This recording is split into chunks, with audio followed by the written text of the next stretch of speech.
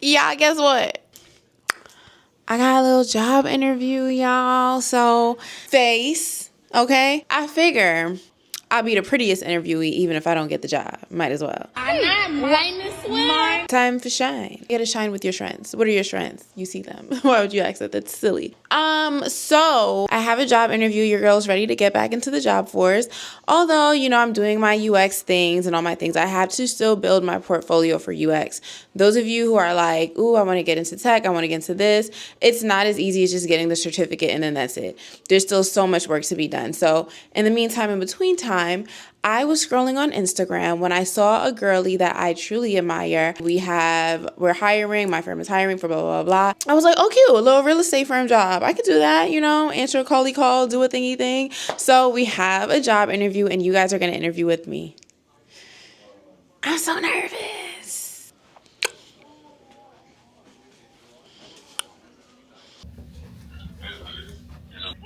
It's, one more hour till the interview. I should be preparing, but I'm talking to my friends. Beer.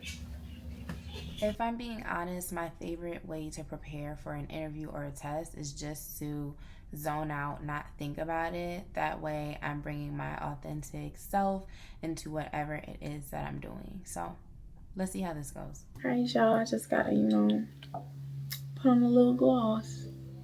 If you don't got no gloss, you lost, Ooh, I'm nervous. What I'm nervous about.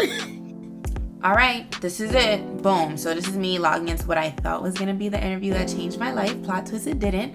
But before we get into how I lost a job in 10 days, let me walk you through how I aced the interview, because this method has worked for me in almost every industry, every role, every time. Here's the first thing I always tell people. Know what kind of hire you are.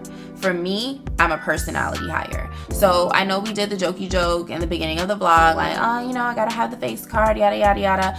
But as much as I like to joke and play around, that is all a part of a very serious strategy. People hire me because they like me.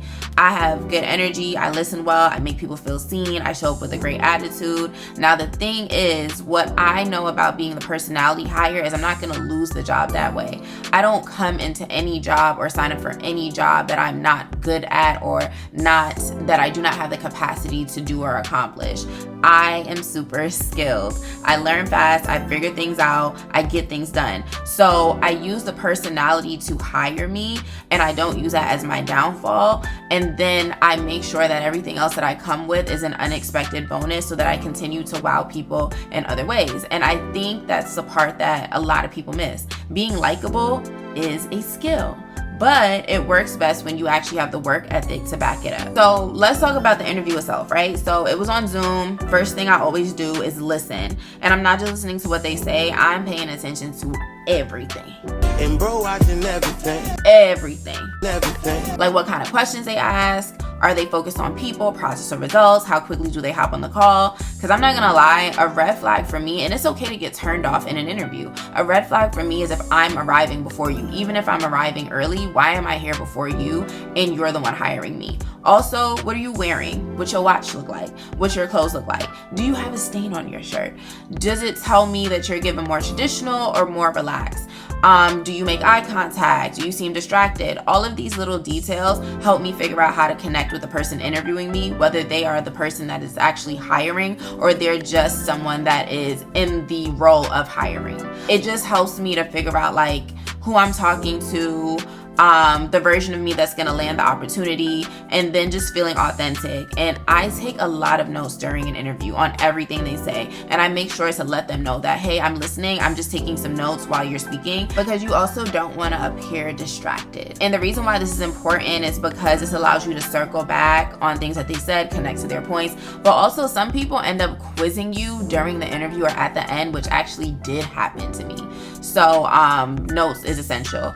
And my last but definitely not least tip is don't give too much away. A first interview is like a first date. If you tell your whole life story, what reason do they have to call you back?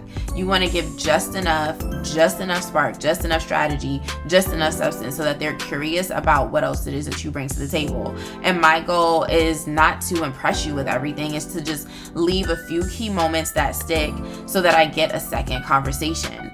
because I feel that it's kind of like relationships, and I compare everything to relationships because everything is based on relationship, whether that is marketing, whether that is UX, whether that is getting a job. You want to make someone feel like, wow, there is still so much more that I'd like to ask this person. That way, whether it's a second interview or you just got the job, you're just giving yourself space for a second opportunity. The synopsis is, y'all, I gave a fire interview, I connected, I took notes, I showed up with intention, and let's see what happened next. Life update, guys. I got the job. And here I am about to meet my new boss. We're going out for dinner. Before I officially start, I got to choose a place, so I decided Añejo is in downtown Lawrenceville. I love downtown Lawrenceville because it reminds me of little hidden gems in New York City where like there's parking, it's not super crowded, you can get a table and just walk in, but you still get that very city vibe. So I'm super excited to meet her and to eat, and let's go ahead and do it.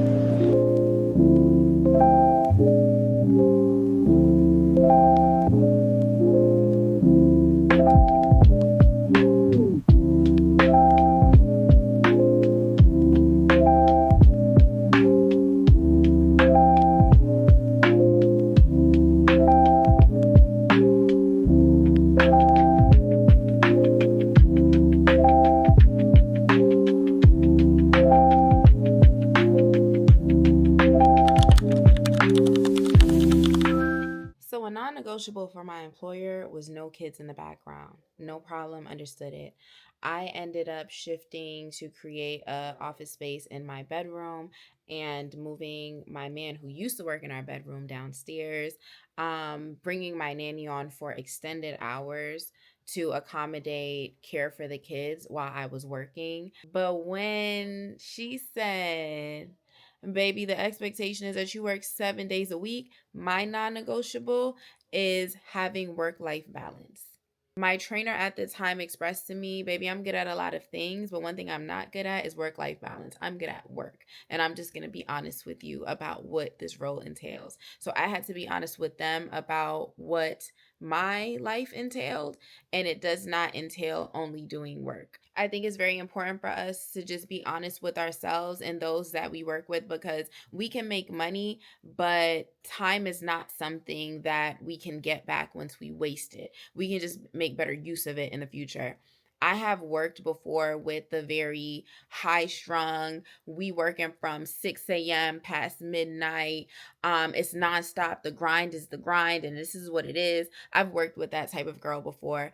And at the time, I was much younger. And so I really needed that opportunity and that experience to just open my eyes to what was available to me. But as a grown person, I had to recognize that that was not a fit for me. Now, I did make that clear. I thought I made that clear when we sat down and met. I was transparent with her about the experiences that I had in the past. But I think sometimes people can be a little bit more receptive to hearing someone else's experience and not always aware that they are literally facilitating the identical experience. So for that reason, I had to go.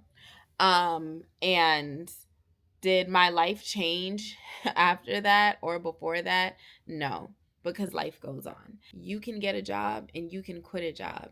Jobs do not define you. So I'm excited to partake on my next opportunity out there.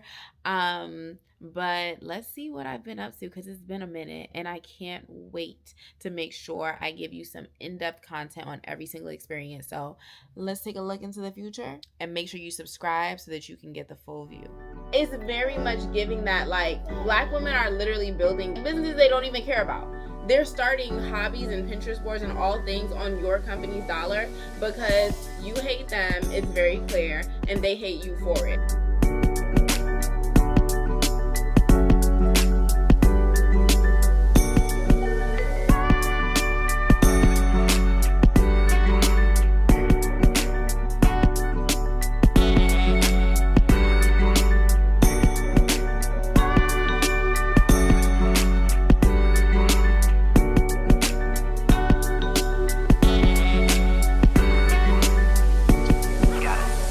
The job is mine.